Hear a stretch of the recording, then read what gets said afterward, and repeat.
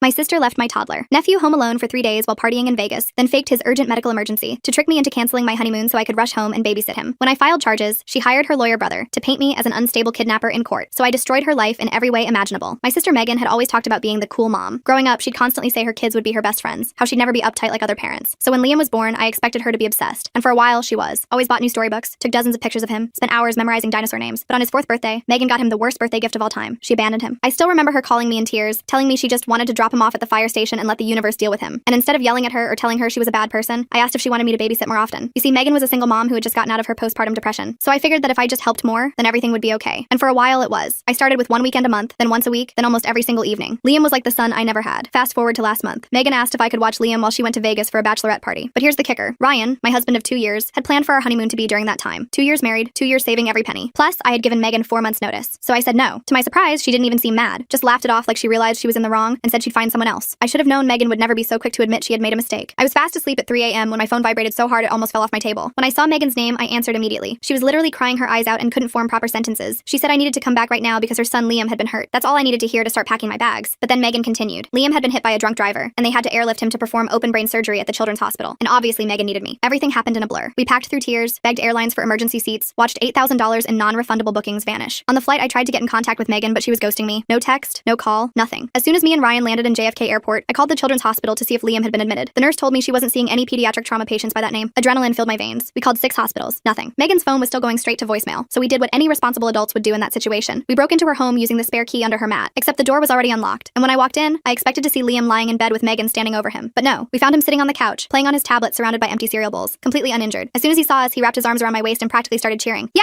Hello! I peeled him off of me and gently asked where his mommy was. She left 3 days ago. She told me she couldn't afford a babysitter, but that you would be back from your vacation soon to take care of me. So you didn't get into any accidents or injuries? Ryan asked, trying to wrap his head around everything. No, why would I be hurt? I can take care of myself, Liam responded, joyful as ever. My blood went cold. I called Megan from her landline, and this time she picked up. The first thing I heard was the song California Girls blaring in the background. Hey, what's up? She asked, slurring her words together. What the F is going on, Megan? What do you mean? She asked, as if playing dumb would work in this situation. You told me Liam was in surgery. I was then interrupted by the sound of Megan cackling like a witch. Ha ha ha. I knew if I lied, then you wouldn't come back. You were being super extra about your honeymoon. Must be nice having money to throw around while single moms struggle. Behind me, Liam asked in a small voice if he could live with us. He said Mom didn't want him anymore. Megan must have heard him through the phone because her tone shifted instantly, venomous and cruel. She accused me of turning her son against her and said this had been my plan all along. That's when I finally realized Megan wasn't some misunderstood single mother. She was a washed up, irresponsible, self-absorbed sociopath. And I was ready to make her pay. I hung up on her mid-rant. My hands were shaking so bad I could barely hold the phone. Ryan was already in the kitchen making Liam a proper meal. The kid had been living on cereal for 3 days. 3 whole days alone. He was 4 years old. I sat down next to Liam and tried to keep my voice calm. I asked him if he'd been scared. He shrugged and said Mommy told him he was a big boy now. Said she'd done it before when I was busy. My stomach dropped. This wasn't the first time. I pulled out my phone and called child services right there. The lady on the other end sounded tired, like she'd heard it all before. She took down all the information and said someone would come by tomorrow. Tomorrow wasn't good enough for me. I told her a 4-year-old had been abandoned for 3 days. She said since he had food and shelter, it needed to go through proper channels, but assured me they'd prioritize the case. I wanted to scream. Ryan finished making mac and cheese and brought it over. Liam ate like he hadn't seen real food in days. Between bites, he told us about how he'd been too scared to go outside, how he'd run out of milk on day 2, how he'd tried calling me but didn't know my number by heart. Each detail made me angrier. After dinner, we gave him a bath and put him in our guest room. He fell asleep clutching my hand. Ryan and I stayed up all night discussing what to do. We couldn't just leave him here when Megan got back, but we also couldn't legally take him. We were stuck. The next morning, a social worker named Martha showed up. She was maybe 50, wearing a wrinkled blazer and carrying a clipboard. She interviewed Liam gently, asking about his time alone. He told her everything he'd told us. She took notes and photos of the empty fridge and the mess. Then she pulled me aside. She said they'd open a case but warned me these things take time. Megan would get a chance to explain herself. The system favored keeping families together. I told her that was bullpoop. She just shrugged and said that's how it works. 2 days passed. Liam stayed with us and we fell into a routine. Breakfast, cartoons, lunch at the park, afternoon nap, dinner, bath, bed. It felt natural, right? Ryan was amazing with him, reading stories and teaching him card games. On the 3rd day, Megan showed up at our door. She looked like hell. Hair greasy, makeup smeared, reeking of alcohol and cigarettes. She demanded Liam back immediately. I stood in the doorway and told her no. She tried to push past me, but Ryan stepped up behind me. Megan started screaming about her rights as a mother, said we were kidnapping her son. The neighbors came out to watch. I stayed calm and told her to leave or I'd call the cops. She laughed and said go ahead, said she'd already called them herself. Sure enough, 10 minutes later, a patrol car pulled up. 2 officers got out looking bored. Megan ran up to them crying, saying we'd stolen her baby. The officers separated us to get both sides. I explained everything. The abandonment, the lies about the accident, the 3 days alone. I showed them my phone records, the calls to hospitals. They nodded and took notes. Then they went inside to talk to Liam. He was coloring at the kitchen table. When they asked if he wanted to go home with Mommy, he shook his head hard. Said he wanted to stay with Aunt Emma and Uncle Ryan. Said Mommy left him alone and he was scared. The officers exchanged looks. They came back outside and told Megan she needed to leave. Said this was a civil matter now, not criminal. Told her to work it out with child services. She lost it completely. Started screaming that I'd brainwashed him, that I'd always been jealous of her, that I couldn't have kids so I was stealing hers. The officers warned her to calm down. She didn't. They ended up putting her in the back of the patrol car to cool off. Before they drove away, one officer pulled me aside. He said to document everything. Take pictures, save texts, record calls if legal in our state. Said I'd need it. I knew then this was just the beginning. Megan wasn't going to give up easy. She'd rather destroy everything than admit she was wrong. But I looked back at Liam, peacefully coloring at our table. unstable and knew I'd fight. He deserved better than her. He deserved a real family, and I was going to make sure he got one. The next morning, I woke up to 27 missed calls, all from Megan. My phone screen glowed accusingly in the dim morning light, each notification a reminder of the storm I'd unleashed. I didn't listen to the voicemails. I already knew what they'd say. Threats, manipulation, fake tears, and promises she'd never keep. The same toxic cocktail she'd been serving for years. Ryan made pancakes while Liam watched cartoons, his small body curled up on our couch like he belonged there. The smell of butter and syrup filled our kitchen, and for a moment, everything felt normal. Liam giggled at something on TV, and Ryan hummed while he cooked. For about an hour, I let myself believe this could work. Then the doorbell rang. It was Megan's brother Derek, wearing his fancy lawyer suit that probably cost more than our mortgage payment. His shoes were polished to a mirror shine, and his smile was sharp as a blade. He handed me an envelope with theatrical formality and said I'd been served. The paper felt heavy in my hands, like it was made of lead instead of trees. I opened it right there on my doorstep, my fingers trembling slightly. Custody petition. Emergency hearing scheduled for next week. The legal language swam before my eyes, but the meaning was crystal clear. Derek smirked and said Megan had hired him to get her son back. Said I didn't stand a chance against a real lawyer. Said blood was thicker than water, and judges always sided with biological mothers. I slammed the door in his face hard enough to rattle the windows. I spent the rest of the day calling lawyers, my fingers cramping from dialing so many numbers. Most wanted $5,000 just to start, speaking in smooth professional voices that turned cold when I mentioned payment plans. We had maybe $2,000 in savings after the ruined honeymoon we'd had to cancel when Liam came to stay. I found one guy named Paul who'd take payments. He sounded young but eager, his voice cracking slightly when he talked about fighting for children's rights. We met that afternoon at a coffee shop downtown, while Ryan watched Liam at the park. Paul looked even younger in person, maybe fresh out of law school, with an ill-fitting suit and an earnest expression. His briefcase was new, the leather still stiff, but he listened carefully and took detailed notes in surprisingly neat handwriting. He said we had a good case, but warned me Derek was known for playing dirty. Said to expect surprises in court, things that would make me angry, things that weren't true but sounded believable. I asked what kind of surprises. He just shook his head and said to document everything, every text, every call, every interaction. That night, Liam had nightmares that shook the whole house. He kept crying for his mom, then pushing me away when I tried to comfort him, his small fists batting at my hands. It broke my heart into a million pieces. The kid was so confused, caught between loving his mother and knowing she'd left him. In the morning, he apologized for being bad, his voice so small I could barely hear it. His eyes were puffy from crying, and he wouldn't meet my gaze. I told him he wasn't bad, just scared, and that was okay. He asked if mommy was mad at him, twisting his dinosaur pajama top in his tiny hands. I didn't know what to say. How do you explain to a 4-year-old that his mom is a selfish disaster who chose Vegas over him? You don't. You just hug him and make breakfast scrambled eggs with cheese, just how he likes them. The week flew by in a blur of preparation and anxiety. I took time off work to prepare for court, using vacation days I'd been saving for something happier. Paul had me write down everything I could remember about Megan's parenting. The missed pickups where Liam waited at preschool until the teachers called me. The forgotten birthdays where I'd rushed out to buy cakes and presents so he wouldn't know his mom forgot. The times she'd shown up hammered, stumbling and slurring while Liam hid behind my legs. It filled 12 pages of careful documentation, each incident dated and detailed. Ryan took photos of Liam's room at our house versus his room at Megan's. Ours had books and toys and clean sheets, walls covered in his artwork that we'd framed like museum pieces. Hers had a bare mattress and empty beer cans, cigarette burns in the carpet, and windows so dirty you couldn't see through them. We thought we were ready. We weren't even close. The morning of the hearing, I put on my best dress, a navy blue one I'd worn to job interviews. Professional, but not severe. Ryan wore his only suit, the one from our wedding, now a bit tight around the middle. We dropped Liam at my friend Nicole's house, a cheerful place that smelled like fresh cookies and had 3 dogs for him to play with. He clung to me at the door, his fingers twisted in my dress, begging not to go back to mommy's house. His fear was a living thing, radiating from his small body. I promised him everything would be okay, the lie tasting bitter on my tongue. I hoped I wasn't lying. The courthouse was old and intimidating, all marble and dark wood, designed to make regular people feel small. Paul met us outside, looking nervous and adjusting his tie repeatedly. He said Derek had filed additional documents that morning, thick manila folders that made my stomach drop. Wouldn't say what was in them, just told us to stay calm no matter what happened, to let him do the talking. The courtroom was smaller than I expected, more like a conference room than the grand halls of justice from TV. It smelled like old paper and floor polish. Megan sat at the other table wearing a conservative dress I'd never seen before, probably borrowed from someone with better sense. Her hair was neat, pulled back in a modest bun, makeup subtle and maternal. She looked like a different person, like someone had dressed up a wolf in sheep's clothing. Derek sat beside her in an expensive suit that screamed success and reliability. The judge was an older woman with gray hair pulled back severely and tired eyes that had seen too many family disasters. She read through the papers while we waited, occasionally making notes with a gold pen. The silence was suffocating. Finally, she looked up over her reading glasses and asked Derek to present his case. Derek stood and launched into a speech about a loving mother being denied her child, his voice rich with false sympathy. He painted Megan as a struggling single mom who'd made one mistake, overwhelmed by the pressures of modern parenthood. Said she'd been exhausted and asked her sister for help, a moment of vulnerability twisted into abandonment. Said I'd agreed to babysit for a few days, then refused to return Liam, turning a family favor into a kidnapping. The judge took notes, her expression unreadable. Then Derek dropped the bomb. He submitted documents showing I'd been treated for depression 5 years ago after a bad breakup. Said I was mentally unstable, prone to erratic behavior, unfit to care for a child. The papers made a soft thud as they hit the judge's desk. I felt the blood drain from my face, my hands going cold. How did he even get those records? They were supposed to be confidential. Paul objected immediately, saying the records were irrelevant and obtained through improper channels, his voice rising with indignation. The judge said she'd review them for relevance but would need to verify their authenticity, adding them to her growing pile of evidence. Derek continued, presenting character statements from 3 of Megan's friends' women I recognized as her drinking buddies, all saying what a devoted mother she was, how she lived for Liam. All lies wrapped in legal language, but they sounded convincing, professionally written. Then he called Megan to testify. She walked to the stand slowly, playing up the grieving mother angle. She cried on cue, talking about how much she missed her baby, how empty her arms felt without him, how I'd always been jealous of her, jealous that she had a child, jealous of her freedom, jealous of everything, how I'd turned Liam against her with lies and bribes. She was good, really good. If I didn't know better, I'd almost believe her myself. Her tears looked real, her voice cracked at just the right moments. When Paul's turn came, he presented our evidence methodically. The photos, the documentation, the frantic calls to hospitals when Megan disappeared. He had me testify about finding Liam alone, describing the terror in his eyes when I found him, about the pyramid of cereal bowls and empty fridge, about him saying he was being a big boy and taking care of himself, about Megan laughing from Vegas, the sound of slot machines in the background while her son sat hungry and alone. The judge seemed interested but not convinced, tapping her pen thoughtfully. She asked why I hadn't called child services immediately when Megan first started leaving Liam with me so often. I explained that I was trying to help help my sister, trying to keep the family together, trying to protect Liam from the system. She nodded, but I could tell it wasn't enough. My explanation sounded weak even to my own ears. Then Paul called his witness, Martha, the social worker who'd responded to the wellness check. She testified about finding Liam alone and scared, how he'd been too frightened to open the door at first, about the condition of Megan's house, the overflowing trash, the empty beer bottles, the lack of food suitable for a child, about Liam saying this wasn't the first time Mommy left him alone, that he knew how to use the microwave and where the cereal was kept. Derek objected repeatedly, claiming hearsay and bias, but Martha held firm. She'd been doing this for 20 years. She knew neglect when she saw it, and she'd seen plenty. The judge listened carefully, making extensive notes. When Martha finished, things felt more balanced, but I could see Megan whispering urgently to Derek, her facade cracking. They had something else planned. Derek stood for his closing argument, straightening his tie like an actor preparing for his big scene. He acknowledged Megan had made mistakes, but said she deserved another chance, that everyone deserved redemption. Then he dropped another bomb. He claimed I'd been giving Liam alcohol, letting him sip beer at family gatherings, said a neighbor had seen it happen multiple times. I nearly jumped out of my chair, my whole body going rigid with shock. Paul grabbed my arm, his fingers digging in, reminding me to stay calm. The judge asked for evidence, her eyebrows raised skeptically. Derek said the witness was outside, ready to testify. The judge considered for a moment, then allowed it. In walked Megan's neighbor, an older man named Thomas who reeked of cigarette smoke. I recognized him vaguely. He lived 2 houses down from Megan and always seemed to be watching from his window. He testified that he'd seen me give Liam beer at a barbecue in Megan's backyard. Said the boy was stumbling around hammered while I laughed. It was complete fiction. We'd never even had a barbecue at Megan's house. I avoided going there whenever possible. Paul cross-examined him hard, his young voice gaining strength. Asked for dates, times, details. What kind of beer? What was Liam wearing? Who else was there? Thomas fumbled with his answers, contradicting himself, sweating under the fluorescent lights. It was obvious he was lying, but damage was done. The judge looked concerned, doubt creeping into her expression. She said she needed time to review everything, granted Megan temporary custody until the next hearing in 2 weeks. I felt my world collapse, the floor seeming to tilt beneath my feet. Paul tried to argue, but the judge had decided. Her gavel came down with finality. Liam would go home with Megan that day. We had 2 hours to pack his things and drop him off. I spent those 2 hours crying, ugly sobs that shook my whole body. Ryan packed while I held Liam, memorizing the weight of him, the smell of his hair. He kept asking why he had to go, his voice getting smaller with each question. I couldn't give him a real answer, just kept saying it was only for a little while, the lie burning my throat. When we pulled up to Megan's house, she was waiting outside, still in her court dress but smoking a cigarette, the maternal facade already crumbling. She flicked it away as we approached, the butt still smoldering on her dead lawn. Liam death gripped my hand, his whole body trembling. I knelt down and promised I'd see him soon, told him to be brave, to remember that we loved him. He nodded, but tears were streaming down his face, leaving clean tracks through the dirt on his cheeks. Megan grabbed his hand roughly and yanked him toward the house, her nails digging into his small wrist. Didn't even let him say goodbye to Ryan. As they reached the door, she turned back with a nasty smile, the real Megan finally showing through. Told you not to mess with me, she said, her voice dripping with satisfaction. Then they were gone, the door slamming shut like a prison cell. I sat in the car and sobbed while Ryan rubbed my back. Ryan drove home in silence, his jaw clenched so tight I could hear his teeth grinding. The house felt empty without Liam, like all the air had been sucked out. His coloring books were still on the table, open to a half-finished picture of a rainbow. His favorite stuffed dinosaur on the guest bed, one eye missing from too much love. I couldn't eat, couldn't sleep, just kept replaying the hearing in my head. How had it gone so wrong? How had lies won over truth? 3 days later, I drove by Megan's house, just to check. I parked across the street, feeling like a stalker but not caring. Her car wasn't there, but I could see Liam in the window, his small face pressed against the glass. He looked okay, sad, but okay. No visible bruises. I wanted to knock, to hug him, to take him home where he belonged, but knew that would make things worse, would give Derek more ammunition. I drove away feeling helpless, my hands shaking on the steering wheel. That night Paul called. He'd been investigating Thomas's testimony, working late hours for free because he believed in our case. Found out Thomas owed Megan money, a lot of money. Gambling debts from her ex-boyfriend's poker games, IOUs that went back years. We had our leverage. Paul said to be patient, to trust the system. Said things would turn around at the next hearing. I wanted to believe him. A week passed with no word. I texted Megan asking about Liam, keeping my messages neutral and polite. No response. I called child services for updates. They said the case was progressing. Bureaucratic speak for nothing, whatever that meant. Ryan tried to keep me distracted, but I was a mess. Couldn't focus at work, snapped at everyone, forgot important meetings. My boss gave me a warning, said I needed to get it together. I didn't care about the job. All I cared about was getting Liam back. Then everything changed. It was midnight when the doorbell rang, the sound cutting through the quiet house like a scream. Ryan grabbed a baseball bat from the closet, thinking it was a burglar or something. But when I opened the door, there was Liam, alone, in his pajamas, with a black eye that made my blood run cold. I pulled him inside immediately, scooping him into my arms. He was shivering and crying, his whole body shaking with sobs. His pajamas were dirty and too small, like he'd been wearing them for days. I wrapped him in a blanket while Ryan locked the door, checking the street for any sign of Megan. When I asked what happened, Liam could barely speak through his tears. His words came out in hiccups and gasps. Finally, he managed to tell us. Mommy's new friend Brett had hit him, said he was being too loud watching TV. Megan had told him to stop crying or Brett would hit him again. So he'd waited until they were asleep, listening to their snores, and snuck out the back door. Walked 8 blocks in the dark to our house, navigating by memory and streetlights. 4 years old, 8 blocks, alone, in the middle of the night. My hands shook as I examined his eye. It was swollen almost shut, purple and angry. Ryan took photos while I held Liam, evidence captured in harsh kitchen light. We needed evidence. We needed proof that couldn't be denied. I called 911, my voice surprisingly steady. Told them about the assault and that Liam had fled to our house for safety. They sent an officer and an ambulance, sirens cutting through the night. The EMTs checked Liam over with gentle hands, documenting every bruise with clinical precision. There were more than just the eye. Finger marks on his arms where someone had grabbed him. A bruise on his back shaped like a boot print. They said none needed immediate hospital care, but recommended we follow up with his pediatrician first thing in the morning. The officer took our statements and photos, his face grim. Said they'd investigate immediately, that crimes against children were top priority. I asked if Liam could stay with us. He said given the circumstances, yes, at least until child services reviewed the case in the morning. We put Liam back in the guest room, his room. This time I stayed with him until he fell asleep, sitting on the floor beside his bed. He held my hand so tight it hurt, like he was afraid I'd disappear if he let go. In the morning, I called Paul before Megan even woke up. He said to document everything and file an emergency custody petition immediately. Said the black eye changed everything. Physical abuse was a line no judge could ignore. We spent the morning at his office, filling out paperwork while Liam colored quietly in the corner, flinching whenever someone walked by too fast. It unalived me to see him so scared, so different from the giggling boy who'd watched cartoons just days before. By noon, Megan had discovered Liam was gone. She called me screaming, her voice so loud I had to hold the phone away from my ear. earlier. Said I'd kidnapped him again. Said she'd have me arrested for interference with custody. I told her about the black eye, about Brett, and hung up. She called back 20 times in 10 minutes. I didn't answer. Then she showed up at our house with Brett, their car screeching into our driveway. Ryan met them at the door while I kept Liam in the back room, holding him while he shook. I could hear Megan screaming about her rights, about how we'd pay for this. Brett was yelling too, calling us names I won't repeat, threats that made my skin crawl. Ryan stayed calm, told them to leave or he'd call the police. They didn't leave. Ryan called the police. The same officer from the night before showed up, already familiar with the situation. He recognized Brett immediately, his face hardening. Turns out Brett had a record: assault, substance possession, DUI, domestic violence. The officer told them both to leave and not come back. Said if they tried to take Liam, they'd be arrested for child endangerment. Megan went ballistic, started throwing things from her purse at our house: lipstick, keys, even her phone, which shattered on the concrete. The officer had enough. He cuffed her for disorderly conduct, the metal clicking with finality. Brett tried to intervene and got cuffed too, shouting about police brutality. As they were loaded into the patrol car, Megan screamed that this wasn't over, that she'd destroy me, ruin my life, take everything I loved. I believed her, but I didn't care. Liam was safe. The emergency hearing was scheduled for 3 days later. Paul said we had a strong case now. Physical abuse documented by professionals, criminal records, the midnight escape that showed Liam's desperation. But he warned me Megan would come out swinging. Sure enough, the next day Derek filed countercharges. Claimed I'd coached Liam to lie about the abuse. Said I'd caused the bruises myself to frame Brett, that I was that desperate to keep Liam. Even alleged I'd planted substances in Megan's house during previous visits. It was insane, but I knew some judges might consider it. Paul told me not to worry. Said Derek was desperate, throwing everything at the wall hoping something would stick. But I was worried. Megan had already proven she'd lie about anything, and Derek knew how to make lies sound like truth. The night before the hearing, I couldn't sleep. I kept checking on Liam every hour, making sure he was still there, still safe, still breathing. Ryan tried to reassure me, but I could see he was worried too. The tension in his shoulders, the way he kept checking the locks. We'd already lost once. What if we lost again? What if the judge believed Derek's lies? What if Liam had to go back to that house with Brett? I made myself sick thinking about it, running to the bathroom twice. In the morning, I threw up twice more before we even left for court, but I put on my brave face for Liam, told him everything would be okay, prayed I was right this time. This time we were ready for Derek's tricks. Paul had spent days preparing, barely sleeping. He'd interviewed neighbors who'd seen Megan's neglect, people who'd wondered why Liam was always at our house, found records of missed doctor appointments, immunizations Liam had almost missed if I hadn't taken him. Even got Brett's ex-girlfriend to write a statement about his violence, about the reason she'd fled with their daughter. We had a solid case built on facts, not fiction. But when we walked into the courtroom, I saw Megan's secret weapon, her mother, my mother, sitting right behind her, glaring at me with familiar disappointment. I hadn't seen her in 2 years, not since she'd taken Megan's side in our last fight, choosing her golden child over truth. Now she was here to support the daughter who'd abandoned her grandson. Of course she was. The judge was different this time. A younger man who looked like he'd rather be anywhere else, checking his watch repeatedly. He rushed through the preliminaries and asked Derek to present. Derek stood and immediately went on the attack. Said I was a vindictive sister who'd always resented Megan's motherhood. Said I'd manipulated a confused child into telling lies for attention. He presented affidavits from Megan and Brett denying any abuse, notarized lies on official paper. Then he called our mother to testify. She took the stand and lied through her teeth with practiced ease. Said I'd always been unstable, jealous, difficult. Said she'd seen me drinking heavily around Liam at family gatherings that never happened. Said Megan was a wonderful mother who just needed support, not judgment. Every word was a knife in my back, each lie cutting deeper than the last. Paul cross-examined her hard, his youth falling away as he found his courtroom voice. Asked why she hadn't seen Liam in 6 months if Megan was such a good mother. Asked why she'd never called child services if she thought I was drinking around him. Asked why there were no photos of her with Liam from the past year. She fumbled for answers, contradicting herself repeatedly, her story falling apart, but the damage was done. Our own mother had testified against me. The judge looked troubled, making notes. Then Paul presented our evidence. The photos of Liam's bruises, each one documented and dated. The police reports written in official language that couldn't be disputed. The record of Brett's violence stretching back years. He called the EMT who'd examined Liam. The man testified clearly about the injuries, said they were consistent with abuse, not accidents. Derek objected repeatedly, but the EMT was a professional. His testimony carried weight that lies couldn't match. Then came the moment I'd dreaded. Liam had to testify. The judge cleared the courtroom of everyone except essential parties, making it less intimidating. Liam sat in a special chair, clutching his dinosaur, looking so small. The judge asked him gentle questions about what happened, his voice soft and patient. Liam told the truth in the simple, honest way only children can. Said Brett hit him when he spilled juice on the carpet. Said mommy told him not to cry or it would be worse. Said he was scared and ran to Aunt Emma's house because that's where he felt safe. He was so brave, so honest. Even Derek couldn't shake his testimony, couldn't make a 4-year-old sound like a liar. When it was over, Liam ran to me. The judge allowed it. Let him sit on my lap for the rest of the hearing, a small kindness that meant everything. Paul's closing argument was passionate. He talked about a little boy who'd been failed by his mother repeatedly, who'd been left alone, neglected, and finally abused, who'd found safety with his aunt and uncle only to be dragged back into danger. He asked the judge to protect Liam, not enable his abuser, to see through the lies to the truth written in bruises on a child's body. Derek's closing was all emotion and manipulation. He talked about a mother's love and second chances. Said foster care statistics proved children did better with biological parents, quoted studies and percentages. It might have worked if Liam hadn't been sitting right there with a black eye. The evidence impossible to ignore. The judge deliberated for an hour, the longest hour of my life. Liam fell asleep in my arms while we waited, trusting me to keep him safe. Finally, the judge returned. He granted us temporary custody with a clear path to permanent adoption if Megan didn't comply with requirements. Said Megan could have supervised visitation only, 1 hour a week at a county facility. Required her to take parenting classes and undergo psychological evaluation. Brett was banned from any contact with Liam, a restraining order to be issued immediately. Megan exploded, started screaming about her rights, about corruption, about me poisoning her son against her. The judge threatened contempt charges, his patience exhausted. Derek managed to calm her down and get her out of the courtroom, practically dragging her. As they left, she shot me a look of pure hatred that promised this wasn't over. I knew she'd be back. She'd appeal, she'd lie, she'd manipulate, but for now, Liam was safe. He was ours. That's all that mattered. I held him tighter and let myself breathe for the first time in weeks. The drive home from court felt surreal. Liam was officially ours, at least temporarily. He sat in his booster seat humming some song from a cartoon, like the whole nightmare hadn't happened. Ryan kept glancing at me with this relieved smile. I couldn't stop checking the rearview mirror, half expecting to see Megan's car following us, but the road stayed clear. We stopped for ice cream on the way home. Liam got chocolate with sprinkles, and it dripped all over his shirt. He laughed for the first time in days. That sound was worth more than anything. That night we had a little celebration, just the 3 of us. Pizza and Liam's favorite movie about talking cars. He fell asleep between us on the couch, one hand clutching Ryan's shirt, the other holding mine. We carried carried him to bed together, tucking him in with extra care. I must have checked on him 10 times that night, each time finding him safe and sound, spread out like a starfish with his dinosaur. The next morning, Paul called with bad news. Megan had already filed an appeal. Derek was claiming judicial bias and procedural errors, said the judge rushed the decision without considering all evidence. Paul said not to worry, that appeals rarely worked in these cases, but I could hear the concern in his voice. Derek was good at finding loopholes. We'd won a battle, but the war wasn't over. 2 days later, things got worse. I was at work when my boss Ralph called me into his office. He looked uncomfortable, wouldn't meet my eyes, said he'd received a call from someone claiming I was under investigation for child abuse, that I was mentally unstable and dangerous. He didn't believe it, but corporate policy required him to place me on administrative leave pending investigation. I knew immediately it was Megan, or Derek, probably both. They were trying to destroy my credibility before the appeal. Ryan found a threatening note on his car that same day. Cut out magazine letters like some bad movie. Said we'd regret stealing Liam, that we'd pay for ruining Megan's life. We took it to the police, but they said without proof it was from Megan. They couldn't do much. Just add it to the file. The officer suggested we get security cameras. We installed them that weekend, covering every angle of our property. The supervised visitation started the next week. I had to drop Liam at the county facility every Saturday. He cried the whole drive there, begging not to go. The supervisor was nice, a woman named Deborah who'd seen it all. She promised to keep him safe. The visits were only an hour, but felt like forever. I'd sit in the parking lot the whole time watching the clock. When Liam came out, he'd run to me like he'd been gone for days. Megan used those visits to mess with his head, told him I was keeping him prisoner, that she was fighting to save him, that soon he'd come home and everything would be better. The supervisor documented everything, but the damage was done. Liam started having nightmares again, wetting the bed, asking if he was bad for not wanting to live with mommy. We got him into therapy with a child psychologist named Dr. Hannah. She was amazing with him, using play therapy to help him process everything. 3 weeks after the hearing, our security cameras caught something interesting. Brett sneaking around our house at 2 a.m., trying car doors and checking windows. He was clearly hammered, stumbling and cursing. The footage was crystal clear. We called the police immediately. They arrested him for attempted burglary and violating the restraining order. Turns out he had meth in his pocket too. He was looking at serious jail time. Megan went ballistic when Brett got arrested, called me screaming that I'd set him up, said I'd planted the substances just like she'd accused me of before. I recorded the whole call, every unhinged word. Paul said it was gold for our case. Showed her true colors. She was spiraling without Brett, her muscle and substance connection gone. The next supervised visit, she showed up high. Pupils dilated, jaw clenching, talking too fast. Deborah documented everything and called it off after 20 minutes. That's when things escalated. I was grocery shopping with Liam when I noticed my car making weird noises. Something felt off with the steering. We made it home, but I called our mechanic friend Willie to check it out. He found the problem immediately. Someone had loosened the lug nuts on my front tire. A few more miles and the wheel would have come off. Could have unalived us both. Willie said it looked deliberate, not wear and tear. We filed another police report. Ryan was furious. Wanted to confront Megan directly. I had to physically stop him from driving to her house. We couldn't give her any ammunition for the appeal. Had to play it smart. Paul advised us to hire a private investigator. Said we needed to build an airtight case for permanent custody. The PI was expensive, but Ryan's parents helped. They'd grown to love Liam like their own grandchild. The PI's name was Robert. Different Robert, not the lying neighbor. Former cop who knew how to dig up dirt legally. Within a week, he had interesting information. Megan had been collecting disability benefits for Liam. Claimed he had severe autism that required constant care, but she'd been pocketing the money instead of getting him therapy. Never took him to any appointments. The fraud went back 2 years. Thousands of dollars stolen from a program meant to help kids. We also learned about Brett's mechanic friend, a guy named Parker who'd been seen near our house the night before my car trouble. The same Parker who'd done time for insurance fraud involving staged accidents. The pieces were falling into place. Robert kept digging while we prepared for the appeal hearing. He was worth every penny, finding things we never could have discovered ourselves. Meanwhile, Liam was thriving despite everything. His bruises healed and his confidence grew. He made friends at the park, learned to ride a bike with training wheels, started reading simple books. Every milestone felt like a victory. Ryan taught him to play catch in the backyard. I read him stories every night, doing all the voices until he giggled. We were becoming a real family. The appeal hearing was set for 6 weeks after the original decision. Paul had us prepare even more thoroughly. We had Liam's therapist ready to testify about his progress with us versus his trauma responses to Megan. Had the supervisor's reports from the disastrous visits. Had the arrest records, the security footage, the mechanic's statement about my sabotaged car. But Derek had tricks too. A week before the hearing, Megan's neighbor Martha, not the social worker, contacted Paul. Said Megan had approached her about lying in court. Offered her $500 to say she'd seen me giving Liam alcohol. Martha was a recovering alcoholic who'd worked hard to rebuild her life. She was offended by the offer and wanted to help us. Said she'd testify about Megan's real parenting. The parties, the men coming and going, the times she'd heard Liam crying alone. Then Robert hit the jackpot. Found out Megan had done this before, not with a kid, but with her ex-boyfriend's dog. Claimed he'd abused it to get custody in their breakup, then sold it a week later. The pattern was clear. She used custody as a weapon, not because she actually wanted responsibility. We had the receipts, the testimony from the ex, even the ad where she'd sold the dog. 3 days before the appeal, Derek tried one last dirty trick. He filed a motion claiming I'd been coaching Liam to lie. Said he had proof. The proof was a heavily edited audio recording of me talking to Liam about the court. Made it sound like I was telling him what to say. But we had the full recording from our security system. Showed Derek's version was chopped up and rearranged. Paul filed charges for evidence tampering. The night before the appeal, I couldn't eat. Kept running through everything that could go wrong. What if the judge believed Derek's lies? What if they gave Liam back to Megan? Ryan held me while I cried, promising everything would work out. Liam must have sensed our stress because he crawled into our bed around midnight. We all slept huddled together, like circling the wagons against danger. The appeal hearing was in a bigger courtroom, more formal, more intimidating. The judge was an older man with kind eyes but a stern expression. He'd clearly reviewed everything thoroughly, asking specific questions about details from months ago. Derek came out swinging but seemed off his game, kept shuffling papers and repeating himself. Found out later he was being investigated by the Bar Association for his evidence tampering. When Robert testified about the disability fraud, Megan's face went white. She hadn't known we knew. The judge asked her directly about the benefits. She stammered and looked at Derek, who objected on grounds of relevance. But fraud involving the child was definitely relevant. The judge overruled him and demanded an answer. Megan tried to lie, but Robert had documents, check stubs, bank records, forged therapy notes. It was over. Then Martha testified about Megan's attempt to bribe her, produced text messages where Megan offered money for false testimony. The judge's face got darker with every revelation. When Dr. Hannah testified about Liam's trauma and recovery, several people in the gallery teared up. She explained how he'd gone from a scared, withdrawn child to a happy, thriving boy, all because he finally felt safe. Derek's closing argument was desperate. He attacked everyone's credibility, claimed conspiracy, even suggested judicial corruption. It was painful to watch. Paul's closing was simple and powerful. He laid out the pattern of abuse, neglect, fraud, and manipulation. Asked the judge to protect Liam from a mother who saw him him as a paycheck and weapon, not a child. The judge didn't need long to decide. He terminated Megan's parental rights completely, cited the fraud, the bribery attempts, the child endangerment, the false accusations, said she'd shown a pattern of behavior that made her unfit to parent, ordered her to pay back the fraudulent benefits and face criminal charges, approved our petition to adopt Liam officially, even waived the usual waiting periods given the circumstances. We'd won, really won, permanently. Megan didn't scream this time, just stared at me with dead eyes while Derek packed up his briefcase. As she walked past our table, she leaned down and whispered that she'd make me pay someday. Security moved her along before she could say more. I didn't care about her threats anymore. Liam was safe, that's all that mattered. The adoption was finalized 2 months later. Same courthouse, but a different feeling entirely. Liam wore a little suit and tie, grinning the whole time. When the judge declared him officially our son, he jumped into our arms yelling, "I have a real family now!" There wasn't a dry eye in the room. Even the bailiff was sniffling.